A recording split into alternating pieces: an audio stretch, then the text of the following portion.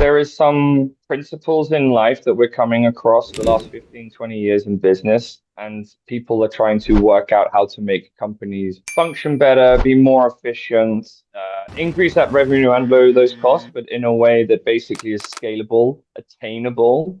It's not just business, it's personal, and it's deeply personal. So I think that there's a lot of truth in that. We're working as human beings together, and so many companies get stuck in the numbers game or in their KPIs or their OKRs. And it's not okay to be stuck in those numbers at all. And yeah, so once you know how people tick and you understand what makes them want to live, basically, why they go to work, why they choose certain careers, then we can really help them have fun and establish cultures within companies that help people perform.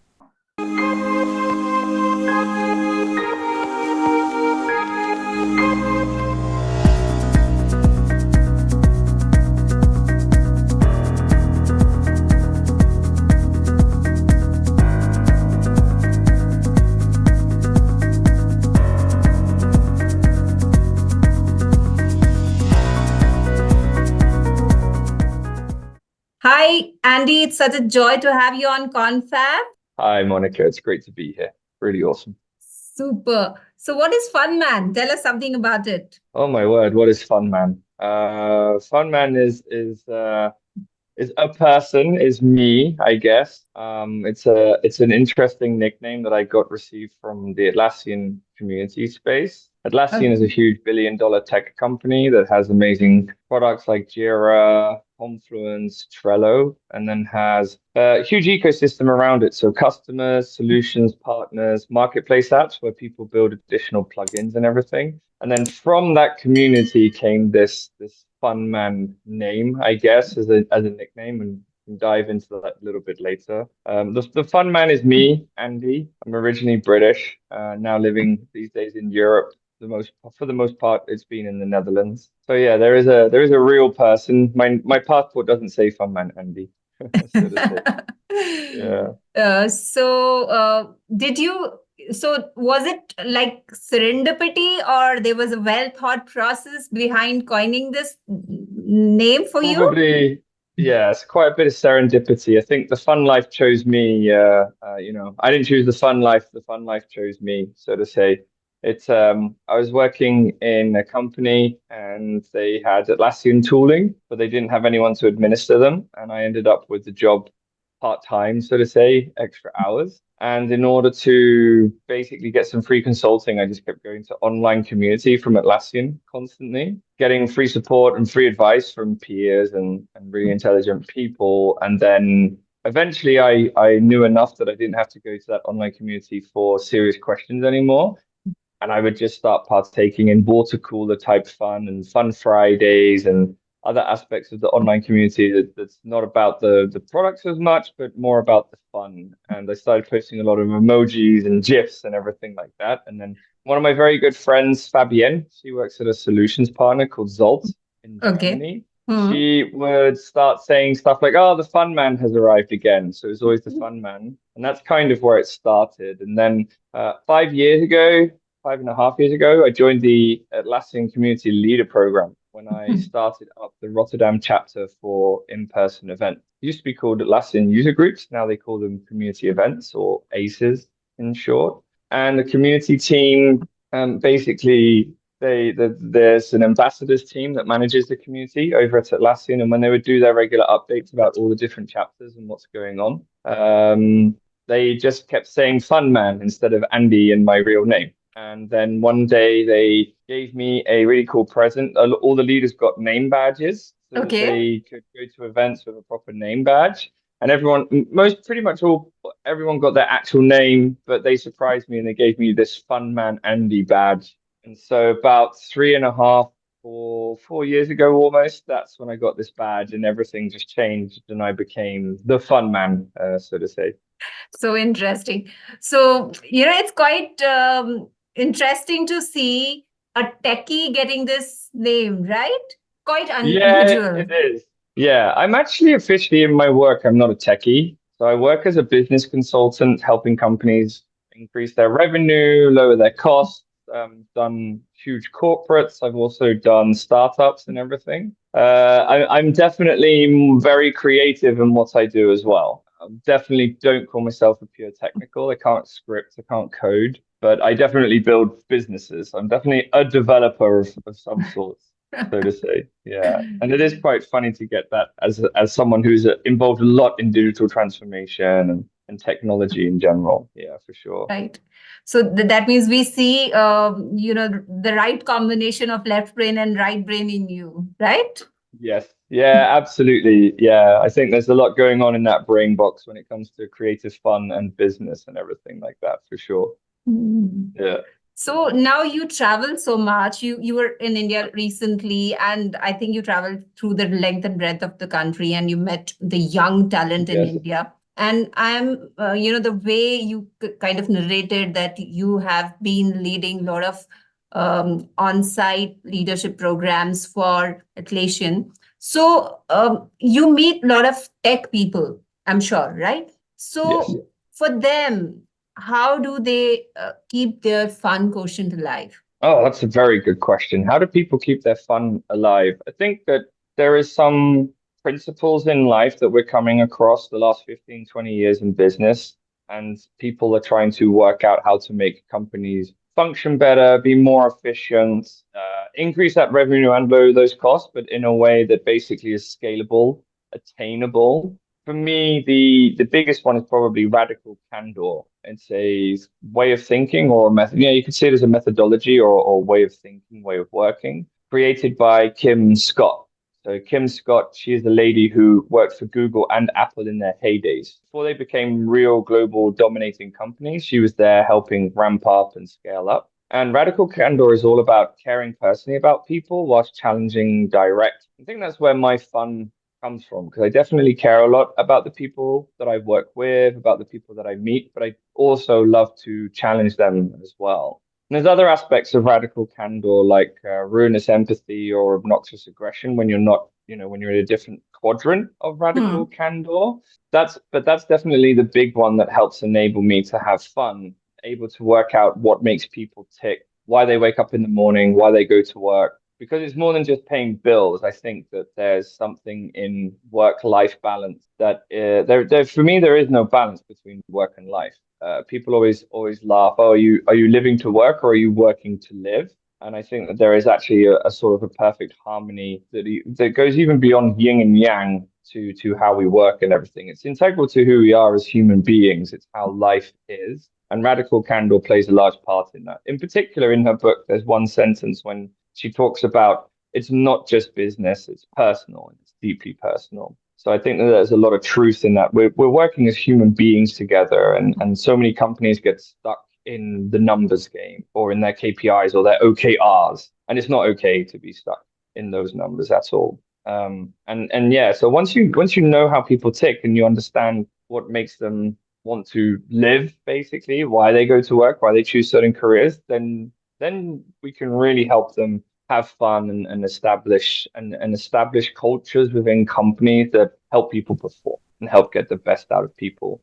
I think companies in the late 90s, early 2000s thought it was about free notebooks and pens when you join the company and t-shirts and beers and pizzas on the Fridays. But this is a very small part of motivating, very, very small part.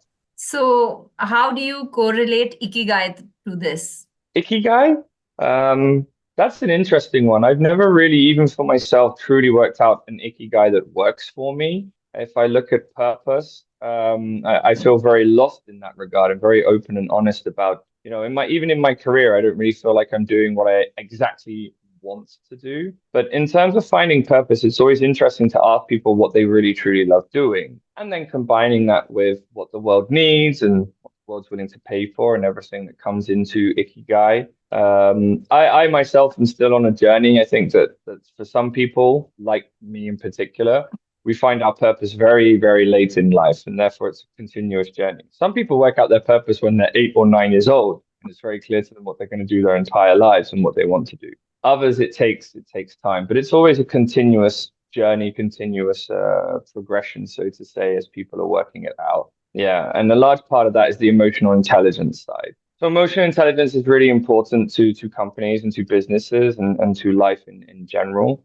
Yeah, that's another part alongside radical candor that plays a large part in purpose and everything like that. We have to be very emotionally intelligent when it comes to what we're doing in our work. I think there's a lot of books on Kim Scott's the leading authority on radical candor. She's the only one that's ever written about it because it's her registration, it's her trademark, so to say. Emotional intelligence, there's loads of books that you can find. I can't remember the name of the author, but my favorite one I read some years ago is Emotional Intelligence 2.0. So that's definitely a good book. If people like reading or they listen to Audible or audiobooks, Emotional Intelligence 2.0 is quite an interesting one that takes us beyond just processes and the process of purpose and stuff like that, and truly working out how we tick and how we're going to achieve day to day in our lives.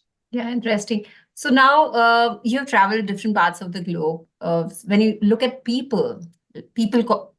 quotient of the organization. So when you look at Europe and when you look at India or when you look at US, how do you rate or how do you place all the individuals of these countries on the EQ matrix?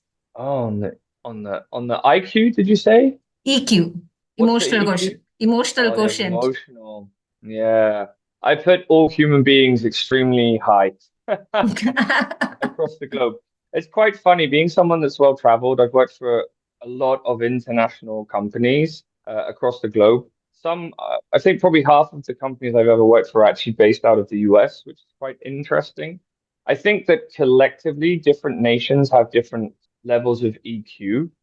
So some are more emotional than others. I think everyone's quite used to British people. In general, British people in their communication can be quite vague and nuanced. It's hard to work out what exactly they're talking about at the time. The one thing we all have massively in common is that on an individual level, one on one, we are all the same. I don't think there is any way to rate it. And some people have different personalities, some people have different IQ levels or EQ levels, and countries and groups can be very similar on the collective, but individually, that's where everybody is actually kind of the same, in my opinion. I build a lot of relationships one on one, and it's those relationships that will help me overall with the grand collective, so to say. The if I look at India, for example, Hmm. Indians have a very strong work ethic. It's all about the company that they work for, and they must do their best, Monday through Friday. Hmm. If I look at the Dutch are very into their 9 to 5 and not giving a single minute more. That's the collective, right? They will work for their money, but they won't work overtly hard. But that's again as a collective. One on one, if I talk to a Dutch friend, they're complaining about their company. One on one, if I talk to my Indian friend, they are complaining about their company. So in those individual environments, we are all very, very similar. And that's where it counts. That's where emotional intelligence and radical candor comes into those relationships, and that's what can help make or break a business.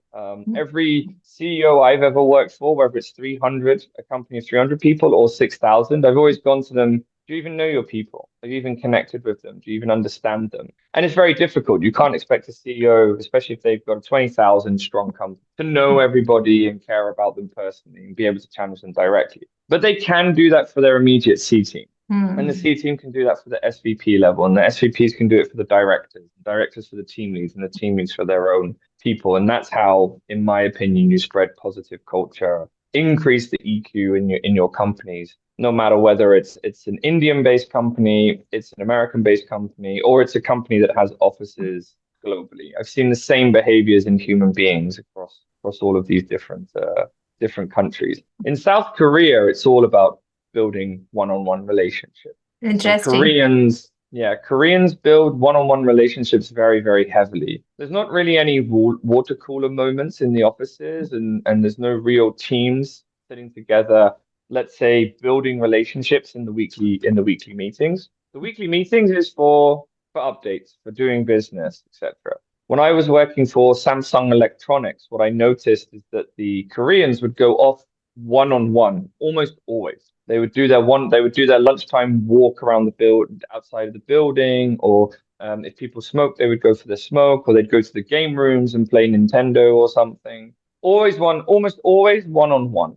That's where they build their relationship. So about 15 years ago now, almost 15 years ago, I stole that from the South Koreans, building that one-on-one. But then I love to mix it with the Western cultures that you also have your team environments and you build your cultures out within your team. So it's almost like there's layers of emotional intelligence and EQ on your individual level, on your team level, on your organization-wide level. Hopefully that makes sense there, sharing my So, experiences of that. yes, this is so interesting. I think universally all of us are same.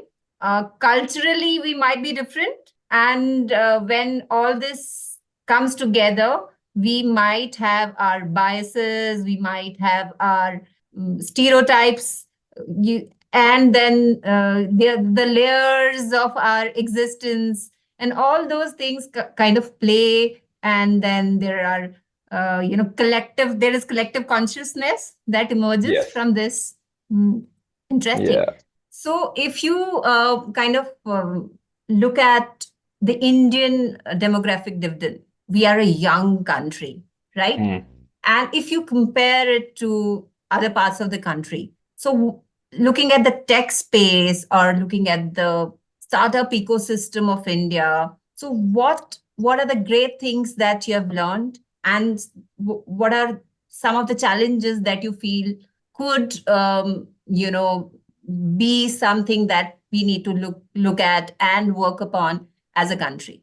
I think I'm going to steal a quote from someone else, a very good friend of mine, also based out of Pune, where you and I met for the Right. first Yes. time. Is Yes. Sanket Panaka from a company called Revise. Revise specializes in Jira cloud backups, and optimizations, and systems management. And Sanket and I were talking, and he said something really awesome. He said, Europeans, and then we can just count Westerners in that in his original statement. He said, Europeans are really good at ideation. For the most part, they're ideators, and then at some point they can also execute. And he said, us Indians, we're very good at we're okay at ideation. We're quite good at it, but our strong point is our execution. So even though India may seem like a young country and it's growing rapidly, and there's a great book that I'm currently reading, given it as a gift, The Maverick Effect, that talks about this digital revolution within India and the growth of it. Although it is a young country, it is a country of executors for the most part, in my opinion. So it's that execution that is helping to drive India. It's what I talked about during National Startup Day, where we met with ideas to impacts. Right. Talking about the sort of the stereotyping and the viewpoint that potentially the whole world has of India, which is India's just tech support. No, it's not tech support. There's very smart people. There's really great people that are highly intelligent, high EQ, high IQ, that are in this country, and they are now working out their place in the world. And it comes down to that, what Sanket said about execution. So it's really, yeah, for me, that is the big part of the can-do attitude. That's where I myself, within my fun brand, I'm very, very successful. I think that I have a lot of ideas and I am an ideator, but I like to get, sorry to swear, I like to get shit done. It's about getting work done for me, and thus that's when I will switch from ideation to execution and be able to execute.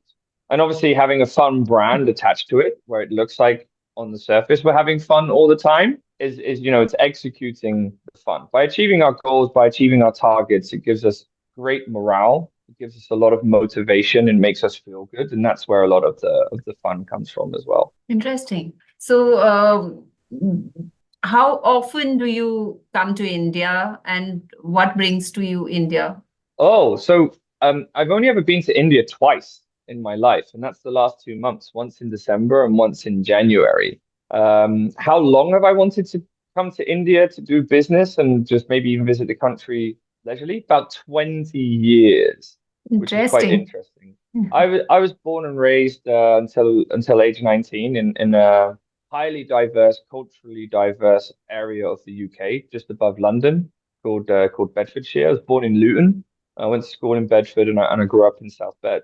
And it had everything. Had all nations: Pakistani, West Indies, Albanians, Italians, etc., etc. So I grew up with a very interesting, diverse mix of friends and acquaintances and stuff like that.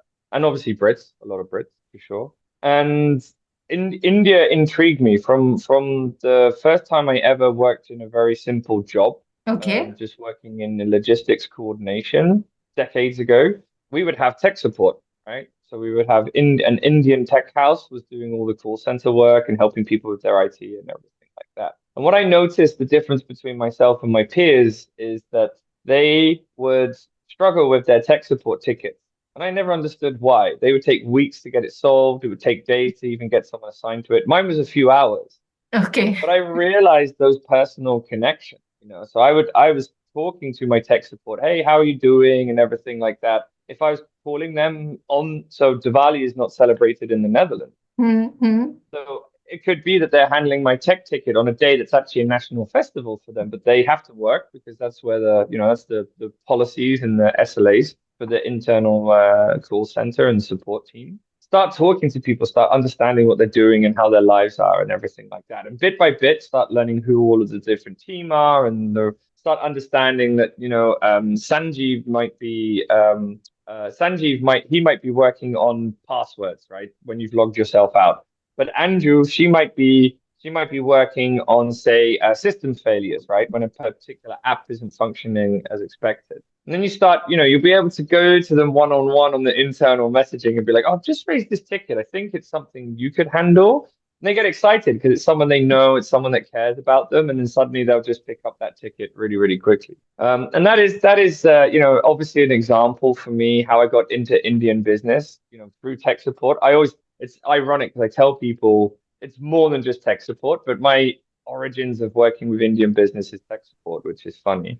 But rapidly through the years, I start working with teams that are building customized SharePoints, or they're managing Atlassian tools, or they're even working on their own startups like the Revise company.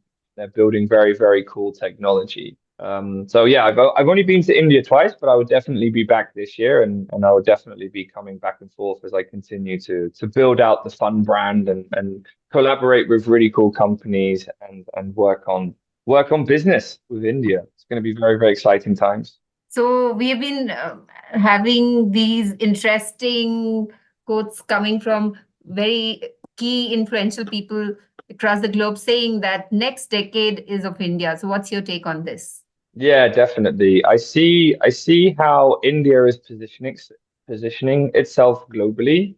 I've also seen some companies, Revise is one of them, where a key person of their staff, potentially one of the co-founders, is going to be far from India where the core team is, and they're going to be where the business is.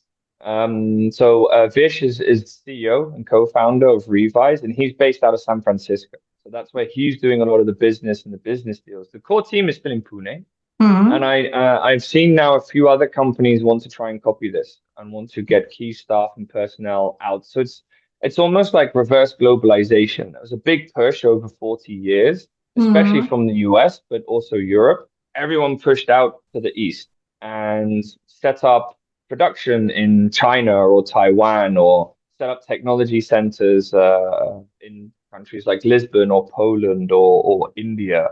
And now the reverse is happening. Globalization is going in reverse. Countries like, I find India is very similar to what's going on with Poland, what's going on with the Ukraine. These countries about 10, 15 years ago, they were the tech hubs. They were inexpensive, but they were wicked smart. So it wasn't cheap labor, it was inexpensive, high quality staffing and resources and everything like that. And then Poland, especially Poland, they worked out how valuable their work is and how much they can charge people. And I feel like India is about 10 years behind that, right? Where is India on the scale? Oh, it's cheap labor. No, it's inexpensive, high quality, intelligent people and resources producing excellent technology that will help the world. And so there will be a rapid rise in the Indian tech development as a result in the coming 10 years. India will start having a really strong foothold in the digital age, in my opinion, because everyone else is kind of maxed out where they are at. So the US has dominated for a long time, but they are definitely maxed out on where they are. If you look at how many companies are not having fun, so to say, and are looking at how to, there's some companies that are only focusing on innovation. But a lot of companies have their business models in place and they're less innovative, and so they are trying to work out how to keep people happy.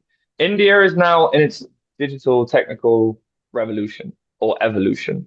So they are really so companies are more focused on where their tech is at and what they're doing, and therefore they're going to be able to start charging highly to companies that aren't as successful and are in need of those services and those products.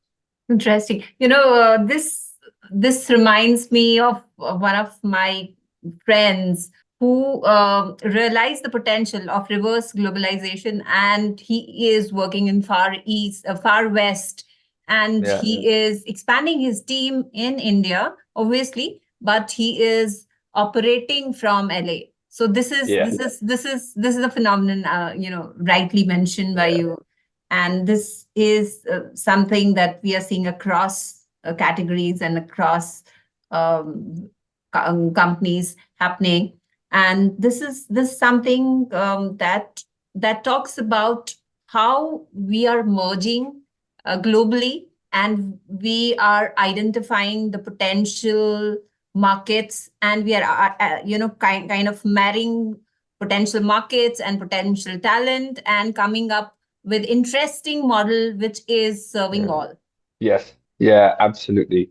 I like that term reverse globalization as well. I think it's really happening. You see that, for example, in my case, I see huge opportunities in India, and everyone's talking to me about doing business together.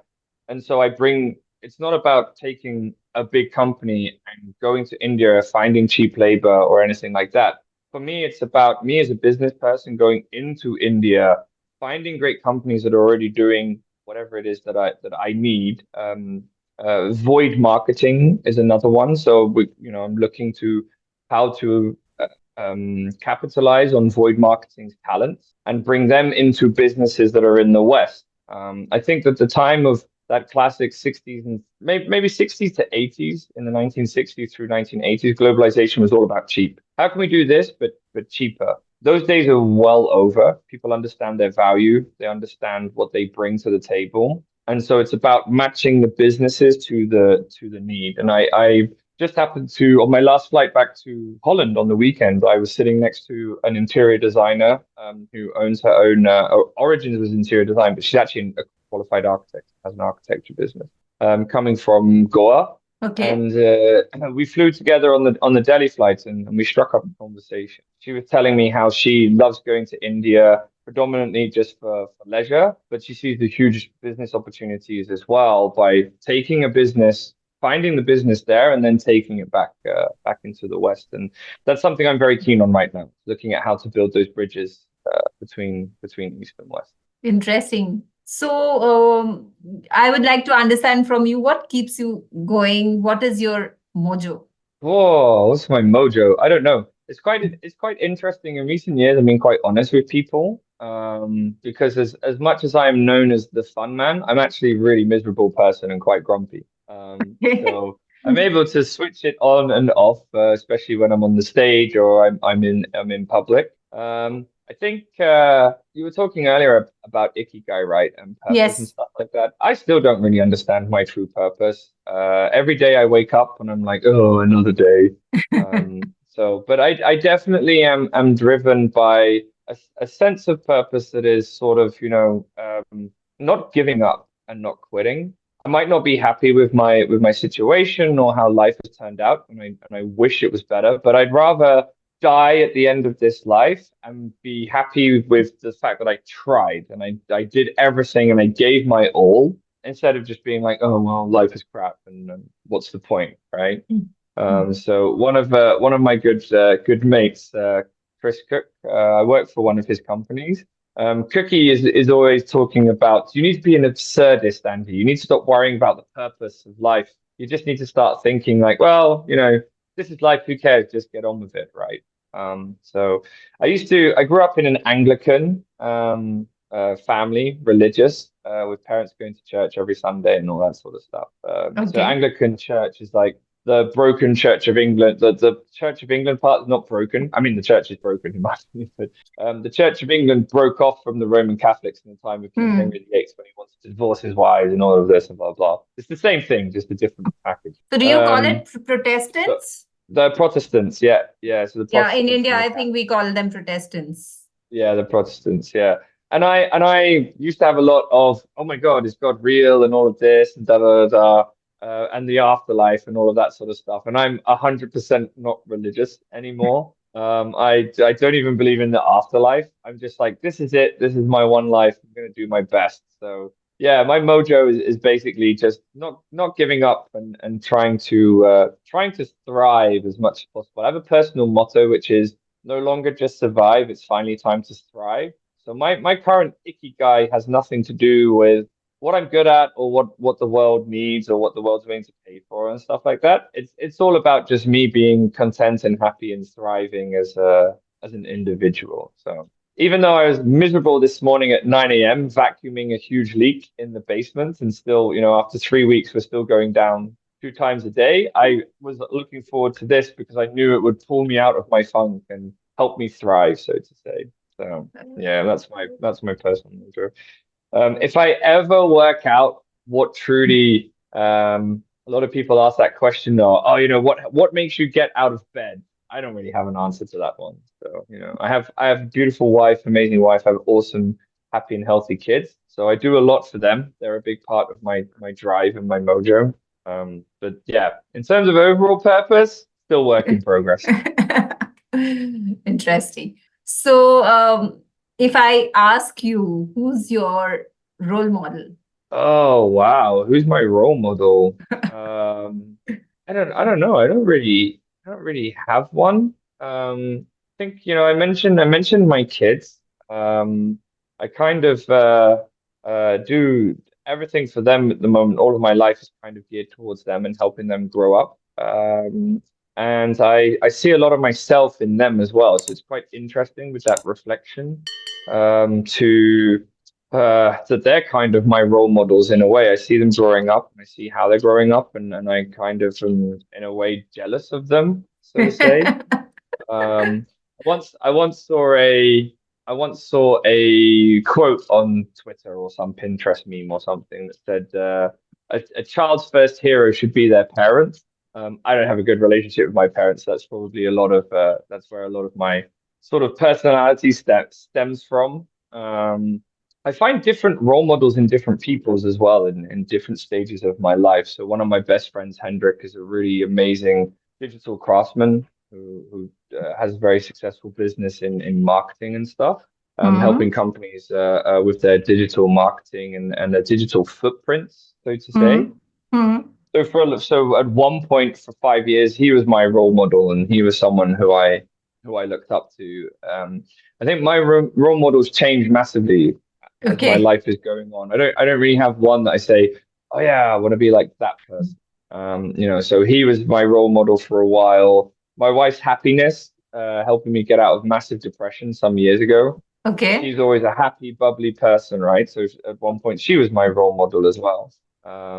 Yeah, and right now, Dave Chappelle, very famous American comedian, uh, he had a very successful return back to the limelight, so to say. So he had this huge 10 or longer break from Hollywood. He was like, I just can't deal with this stuff anymore. So he did like his own personal big boycott of the industry. And he came back with a furious vengeance the last few years with huge new stand-up shows, and he won the Mark Twain prize for comedy. Is I think the youngest recipient ever of it, or something like that. So I've been binge watching a lot of his shows recently. So he's Okay. kind of one of my role models, helping me work out life and navigate these tough times. So I walk around a lot at the moment talking like him. So when someone shocks me, I'm like, "Yo, my man!" Like I really feel his style of talking and stuff. So he's helping me have a lot of good fun perspective on life and laughing about it. So yeah, he's there. Yeah, there's these role models come and go in my life. For me, there's not just the one that I look up to.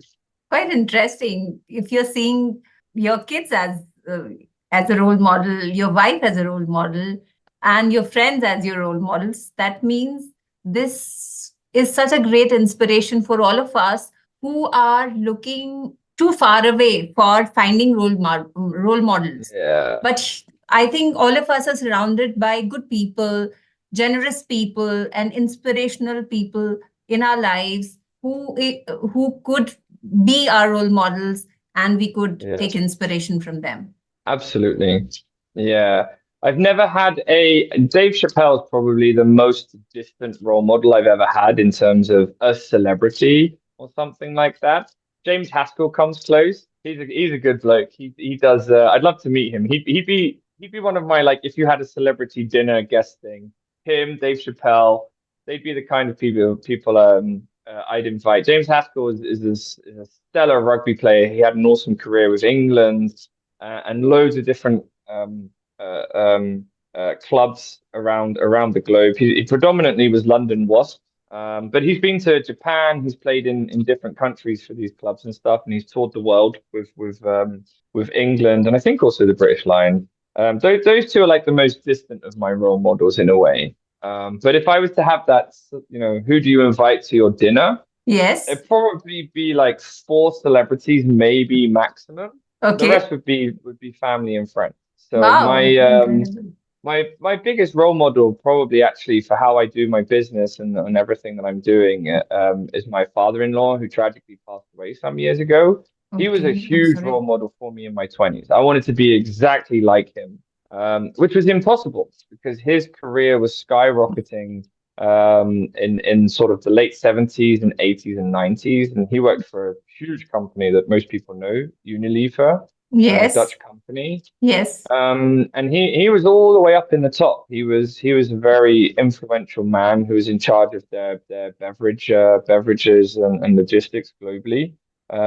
His team, that's a fun story actually. His team was responsible for an efficiency improvement in the machinery, how they were folding tea bags, because they realized Okay. that the machine downtime, machine turnaround, lead times of packaging and stuff was really bad, was very, very bad, and they needed to improve it. So it was him and his team that designed the new pyramid tea bags from Lipton, which Okay. around the world is very, very famous. Now, Right. the marketing will tell you that it's all about the flavors, right? And it's Right. about getting maximum flavor and stuff like that. But Right. actually, it was him who went to the marketing team and said, "We've got this new way of folding, and it's saving us millions Wow. of dollars in the factory process." And the marketeer was like, "What do you want me to do about it?" And he said, "I don't know. Just tell people it tastes nicer or something." So marketing team did some research and discovered that yes, by having this pyramid tea bag and swirling around the tea, it did actually improve. They did some taste tests and stuff. So yeah, so Harry, yeah, my papa. Harry was the big role model for me in my 20s as I got welcomed into the family and married his daughter, and I was like, oh, I really want to be like him. But that was a bummer in my early 30s because his career and the way what he was doing was is impossible in the 2020s now. That way of business is different. There's so much change. So he will forever remain a big part of my life and a role model. And it's just sad that he can't be here to talk about India. He loved India. He was always going there on business trip a lot, amongst other countries, and he always enjoyed his times in India. So kind of, in that regards as a role model, it's like, yeah, okay, I'm not for the same type of business, but I'm also in Yes. India now.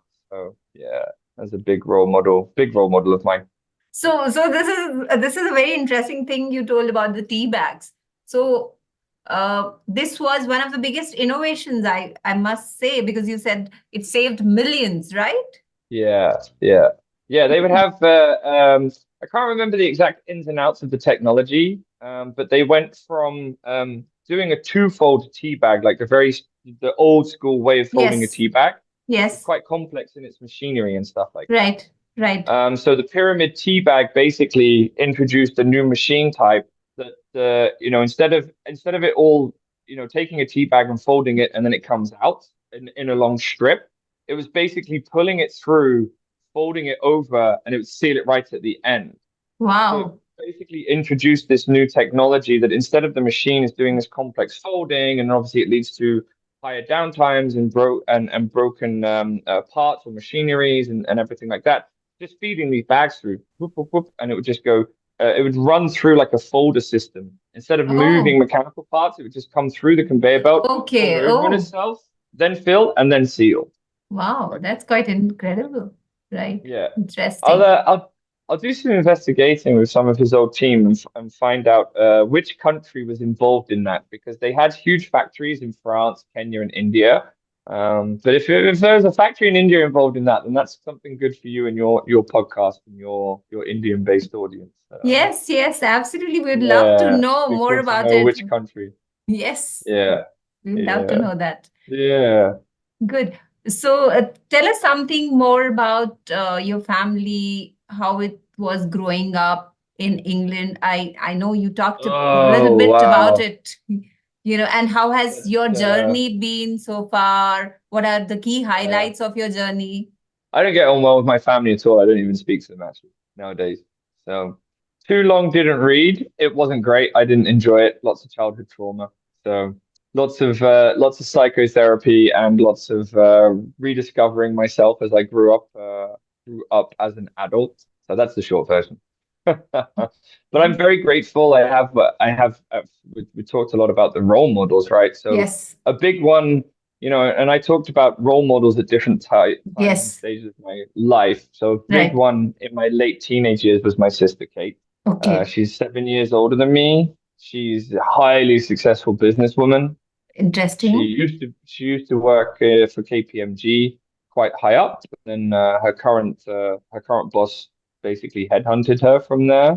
But when she was living at home, she used to work in London and she's live at home and travel down on the train. And I remember this opportunity came to come and study in the Netherlands, and I didn't know what to do with it. And she was a big part of the reason why I took on that opportunity. So growing up was not great, and I won't dive into that because then we'll just be here for 5 hours and everyone will be bored of my stories. Then But we'll yeah, have to it do was many podcasts. Then we'll have to do yeah, series of podcasts. yeah, we definitely will. No, but Kate is a big part of my life and a huge significant role model that helped me basically change. Um, yeah, so very grateful for having her in my life. So that's good. Yep. Yeah. Yeah, we can definitely do a podcast another time. I'm writing a book actually. I've not really told too many people. Hmm. But it's talks about depression and anxiety, about traumas and stuff like that, and how to survive them and overcome them. I kind of want to take my experiences and sort of help people understand that just because someone can be extremely fun like me, and it's the age-old sort of the sort of pandemic and illness we have at the moment that um everything we see on social media is fake, right? Everything is just a lie. So people see me traveling the world and this and that and da da da, and it's just one massive illusion. It's just a complete lie. There's a lot of weird undertones and stuff that's going on in my life that people don't see, and that's kind of why I want to write this book. It's got a very catchy title that I will keep until publishing date, whenever that may be, at the end of the year or in a year or two or something. But the book also should be something that helps guide people in their own journey as well. I really hate self-help books. They seem very processmatic and very Hmm. pointless. I think what people Hmm. need is to see from someone who's experienced it and managed to get themselves out of it, see Hmm. how that journey was and try and work it out for themselves. So yeah, that's an interesting one that's upcoming in my life. Yeah. Wow. So, how did you think of suddenly, coming up with this idea of writing a book which covers such a controversial yet interesting topic? Because, I was reading in Indians never had depression, for example, never had depression, anxiety, and now Yeah. we are hearing that 40% of Indian population is also having depression. Yeah. It the book for me will be actually part of my own spiritual healing and fixing my mind, body, and spirit as well. I do a Hmm. lot of writing. I used to do a lot of drawing. I used to be Okay. very creative and I lost it over the years, which is very sad. And I do a lot of writing and recently I joined a health program, Dr. Ben's Dr. Ben's Ironclad Immunity. Okay. And part of it has a lot of writing. There's a lot of writing every day. How's your energy? How's your mental capacity? How are you feeling physically in these emblems? But then there's also a part when he does a metatonia, and there's a lot of writing involved in that. And I just started writing a lot, and it was helping me mentally. And I suddenly realized, oh, I think that this is interesting. If I do it for myself selfishly in a book, I will achieve a lot in my journey as a human being, as I let go of traumas and I embrace who I am and what I'm busy with in my life. But at the same time, if I can also write in there, it will be very personal experience, but if there's the solutions of how I was solving this and everything like that, then I think that a lot of people, and predominantly Westerners or white people, are going to appreciate it. It's interesting what you said about, India doesn't really have anything to do with depression and stuff, but it will come. So, your digital revolution is going on right now, and you talked about how it's going to boost in the next 10 years, and we discussed that. At some point, the quality of life in India will change dramatically. I see a lot of my friends are now started to move into gated property, and they have very luxurious apartments by Indian standards, right? Absolutely. They have cars, they have this and that and everything. And combine that with social media, where you're being constantly told by social media, because you see how people live their lives and vlogging and stuff, you're not good enough, right? Everyone seems better than you. India's going to have it one day. Depression and anxiety is going to kick in hard, because when I went to India, I was not shocked about it. I've known the Indian culture and known a lot about India for many, many decades. So I wasn't shocked by people living on the streets or the amount of pollution there, or how, some streets are just dirty and littered with everything. I wasn't shocked by it at all. But at some point, India will get more and more mature. Those streets will get cleaned up. At some point, homeless programs like we have in Holland will be introduced. There'll be less homeless people. And for me, a big part of depression and anxiety is coming from the lack of fight or flight scenarios. Europe hasn't had, right now, on our borders, there's a huge war going on between Russia and Ukraine, which is absolutely devastating and terrible. But there's no war in mainland Europe. There hasn't been for over 70 years now. We don't have to fight. Absolutely. I need food. I go down the supermarket. It's a 5-minute drive in my car. I have a car, I have a supermarket, and I buy food. There's no challenge for me. I don't have to worry about where my heating is coming from or my electric, And that's where so right now I'm dealing with this flooding in my basement, where we have to use a special vacuum cleaner every day, twice a day. And that's the worst thing that's happening in my life right now. Right? That's my first world problem. And it bums me out and it depresses me. And I'm down there like, oh, why do I have to do this? I hate my life. That's how especially white Westerners are right now. The worst thing that's happening in our lives is, pales in comparison to other parts of the world where there's true fight or flight scenarios. And, mark my words, at some point, India is going to have a lot of successful middle to upper middle class people who don't have to fight anymore. They'll have easier lives, and their children will have easier lives. And that's when the depression is going to kick in. So yeah. I agree. I was reading somewhere that my parents' generation, it was all about existence. We have moved to a zone where it's not existence. It's about flourishing. And for our kids, it's about luxury. It's about leading a more, as you said, a life which has everything, right? Luxurious life. Yeah, exactly. And then there is no urge for anything. There is no challenge. There is no struggle. You don't have to catch trains. You don't have to go on cycle to your school. There are guys picking up, dropping you. So all this is obviously, if you look at the Maslow's theory also, the basic struggles are gone. Existential struggles are gone. It is. Yeah, you're moving up. Yep, definitely. Yeah. So there's a lot, in terms of, the fun brand, there's a lot behind the scenes that people don't know or don't see so easily, So the luxury of being fun has a lot of costs associated with it, which is quite So it's like tip of the iceberg. So to to be that fun brand, there is so much of hard work or so much that you Yeah. have to go through to have your learning curve to arrive at a model where it becomes a fun Yeah. brand. Hmm. Yeah, exactly. Yep. Yeah. Interesting. Yeah. It's Yeah. been great. I unfortunately have to go. I forgot that I have an appointment right now at 12 Yes. my Yes. time. Yes. But maybe Thank you you want to so much. just do a Yes. quick rounding off Yes. statement or Yes. something? Yes. Yeah. So, Yeah. what is your message for the budding entrepreneurs and business Um, leaders? I would say just do it, take risks, and learn along the way. I think that I am flourishing now as a 40-year-old. I did not flourish in my 20s and my early 30s. It took me a long time to get over a mental block, so to say. So don't think about it, just do it and just go with it. The more we think, that's the more we're going to risk not flourishing. So that's my advice to budding entrepreneurs. Learn along the way as well. Be highly agile in that regard. So take risks, make mistakes, learn from them, and just keep going. Thank you so much, Andy. It was pleasure speaking with you. We look forward to having more such interesting It was awesome. conversation. Yeah, Thank you. it was my absolute honor. Thank you for the invite today. Perfect. Thank Thank you. you, Monica.